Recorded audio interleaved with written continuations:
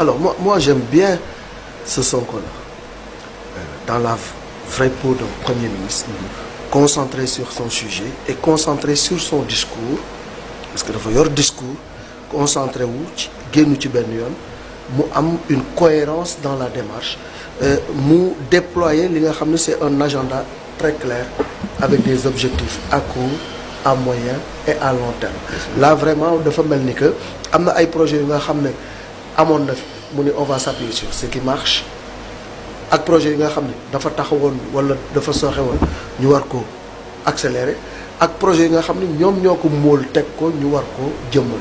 Donc mu mel ni il a une vision claire, un agenda clair avec des objectifs clairs. C'est ça que les experts appellent suivi évaluation. C'est pas plus compliqué que ça.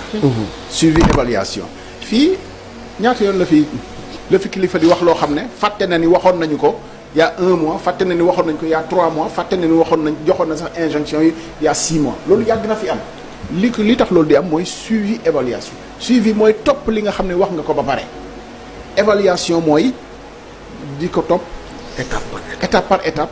Su amee loo xam ne blocage la ci évaluation bi nga xam ne blocage bi nga xam noo koy contourner noo koy lijjantee pour mu gën a avancer pour joyanti ko c'est aussi simple que ça Malick. Mais te gis nga manuel yi procédures yi xam nga semaine dernière waxtaanee nañu fii loo xam ne moo jëmoon ci rationalisation organisation yi li nga xam ne borom xam-xam yi experts yi dañu ko xam ci wàllu organisation. On ne va pas réinventer la roue, ça c'est pas la peine aussi d'essayer de réinventer. Gis nga à un moment donné c'est un problème de leadership, capital humain. Gis nga suñu réew yi Sénégal, Guinée, Mauritanie mun naa la wax ni boo nëbb les visages des gens qui parlent, tu peux pas savoir si on parle des problématiques du Sénégal ou de la Guinée ou de la Mauritanie. On a les mêmes problématiques. Xam nga lan lañ nar a rawantee capital humain, leadership, ñi nga xam ne ñoom la ñu dénk naka la ñu koy doxalee muy agence o muy ministère o muy direction ak leneen ak leneen ak leneen. En fait il est temps que voilà qu'on soit dans l'action, qu'on soit dans le delivery comme on dit, xam ni lii bu ñu la joxee da ngaa war a livrer. Livrer nag dafa am temps boo livré wul ci temps aussi ñu xam lan mooy gàllankoor mais le cap qu'il fixe, les mots qu'il met. Je pense que tu as parfaitement raison Malick. Il est concentré sur un discours nu ñu koy waxati ce qui se conçoit bien s'annonce clairement et les mots pour le dire viennent aisément.